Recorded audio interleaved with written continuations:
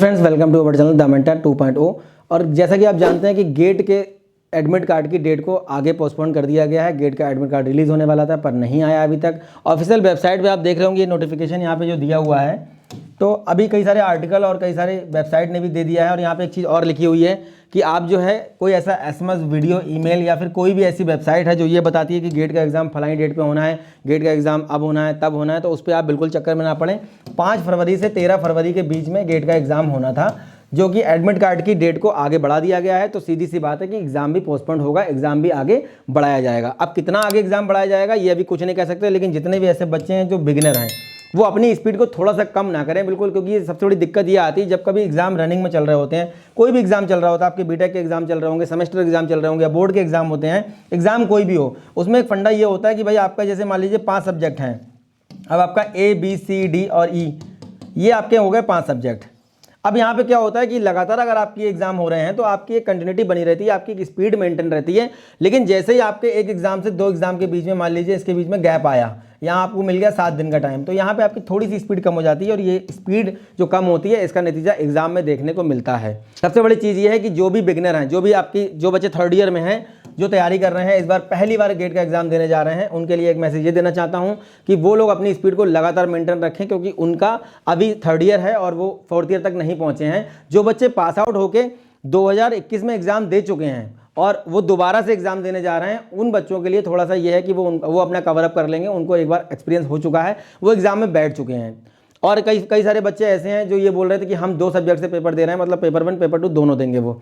तो मैं paper 1 paper 2 के ऊपर आपको बता चुका हूं कि जो पेपर 1 का आपका फर्स्ट प्राइमरी सब्जेक्ट पेपर रहेगा, उसके अलावा और कौन सा पेपर आप चूज कर सकते हैं। मैकेनिकल के सिलेबस के ऊपर भी हमने बात कर ली थी, कई सारे बच्चों ने सिलेबस सिविल के लिए बात की, सिविल के बारे में आप बताइए। तो मैं उनको एक मैसेज दे दूँ कि मैकेनिकल हो गया, इलेक्ट्रिकल हो गया, उसके बाद आपका सिविल हो गया, उसके बाद आपका हो गया केमिकल, ठीक है। इन ब्रांच से कोई भी बच्चा पेपर दे रहा है। एक और मैं आपको बता दूं, electronics and communication, in branch से कोई भी बच्चा आपका पेपर दे रहा है गेट का, तो आप मुझे कमेंट बॉक्स में बता दें। जिनको भी नीड है, जिनको भी गाइडेंस की ज़रूरत है, मैं उन कैंडिडेट की प्रोफाइल कम्युनिटी पोस्ट में मेंशन कर दूंगा जो ऑलरेडी इन ब्रांच से गेट का पेपर क्वालिफाई किए हैं और पेपर क्वालिफाई करने के बाद IITs में हैं, NITs में हैं, ठीक है। उसके बाद कुछ ISM धनबाद में हैं और कुछ हैं ISC बेंगलोर में। तो मैं उनका कम्युनिटी पोस्ट में उनसे बात कर लूँगा, कम्युनिटी पोस्ट में उनकी प्रोफाइल, उनका नंबर दे दूंगा। आप उनसे सीधे बात कर सकते हैं, सीधे उनसे कांटेक्ट कर सकते हैं। इतना मैं आपके लिए कर सकता हूं और मुझे उम्मीद है कि आप उससे आपको काफ़ी हेल्प मिले। सारे कैंडिडेट उसमें ऐसे हैं जिन्होंने बिना कोचिंग के गेट क्वालिफाई किया है और NITs वगैरह में, IITs वगैरह में पढ़ रहे हैं। और अब मैं बात कर लेता हूं यहाँ पे कि हम लोग आगे के वीडियोज़ में क्या बताने वाले हैं आपको। मैं सबसे पहले इस बार सिविल के, जैसे बच्चों ने मुझे बोला, तो सिविल के सिलेबस पे बात कर लेंगे। और जो आपका 15 नंबर का जैसे गेट का पेपर आपको मैंने कई बार बताया, दोनों वीडियोस में बताया, मैंने द मेंटर चैनल पे बताया कि नंबर में आपका 73 नंबर में आपका जो है अपना टेक्निकल पोर्शन पूछा जाता है।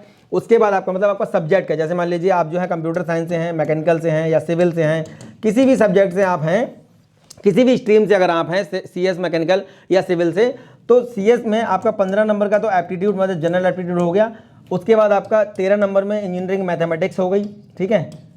ये 13 नंबर और ये आपके 28 नंबर तो फिक्स हैं। जितने भी बिगिनर हैं वो 28 नंबर कवर कर सकते हैं, बहुत ज़्यादा डिफिकल्ट नहीं है। हाँ, जो आपकी ब्रांच होगी, जो आपका सेलेक्टेड सब्जेक्ट होगा, जो भी आप, जैसे आपने पेपर 1 चूज़ किया आपका CS, तो CS का पूछा जाएगा आपका 73 नंबर में, इससे पूछा जाएगा आपका। उसके बाद आपने पेपर 2 सेलेक्ट कर लिया, मान लीजिए कोई भी आपका जो भी आप सेलेक्ट कर सकते हैं अकॉर्डिंग टू जो आपकी टेबल दी हुई है वहाँ पे, जो आपके दिया हुआ है ब्राउज़र में, उसके हिसाब से आपने जो भी सब्जेक्ट चूज़ किया, जो भी सब्जेक्ट आपने पेपर में भरा है, उसमें आपको 73 नंबर का पूछा जाएगा। तो आपका सब्जेक्टिव हो गया 73 नंबर का।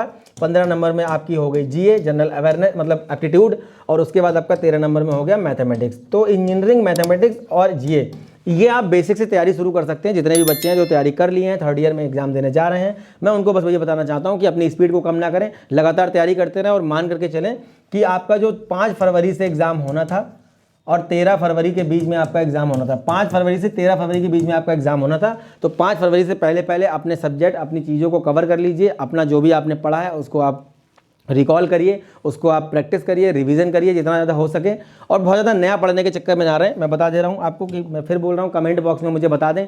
जिनको भी हेल्प चाहिए हो, मैं कम्युनिटी पोस्ट में उनके प्रोफाइल नंबर में दे दूँगा, जिनसे भी जो भी पॉसिबल हो पाएगा, जो दे चुके हैं एग्ज़ाम, क्वालिफाई कर चुके हैं, रैंक उनकी काफ़ी अच्छी हैं और काफ़ी अच्छी जगह पर वो लोग पढ़ रहे हैं, तो मैं उनका दे दूँगा। अब हम लोग बात करते हैं कि अभी हम लोग क्या करेंगे। आपका जैसे ESC के एग्ज़ाम्स होते हैं, IAS का जो आपका एग्ज़ाम होता है, आईएएस के एग्जाम के ऊपर हम लोग बात कर लेंगे, इसके पैटर्न की बात कर लेंगे, इसमें हम लोग इसके सिलेबस की बात कर लेंगे, हाईली वेटेड सब्जेक्ट कौन कौन से होते हैं उसकी हम बात कर लेंगे। 4 स्ट्रीम में ये पेपर जो है बनता है, दे कोई भी सकता है, किसी भी स्ट्रीम का बच्चा इस एग्जाम को दे सकता है।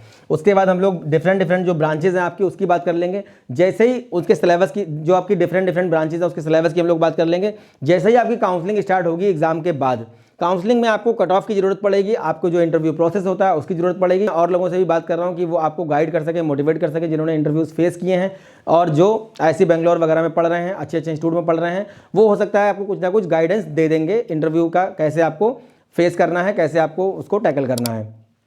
तो इस वीडियो के माध्यम से ही बताना चाहता था कि भाई एग्जाम आपका पोस्टपोन होकर कहीं भी जाए, लेकिन आपको उसी मतलब रिदम में काम करना है, उसी लय में आपको काम करना है। आप 5 फरवरी से पहले अपना ये जो है इसको तैयारी को मतलब ख़त्म कर लीजिए, किसी तरीके से कवर कर लीजिए और मान के चलिए कि 5 फरवरी के बाद ही आपका एग्जाम होना है।